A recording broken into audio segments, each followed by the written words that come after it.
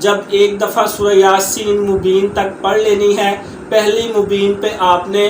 پھونک مار کے درمیان میں اور آپ نے گرہ لگا دینی ہے، ایسے یاسین سورہ یاسین پڑھتے ہوئے آپ نے دھاگے کی گرہ لگا دینی ہے پہلی مبین پہ۔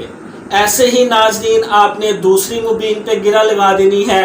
ایسے ہی تیسری پہ، ایسے ہی چوتھی پہ، ایسے ہی آپ نے 7 مبینیں پوری کرنی ہے اور 7 گانڈے آپ نے دھاگے پہ لگا کے،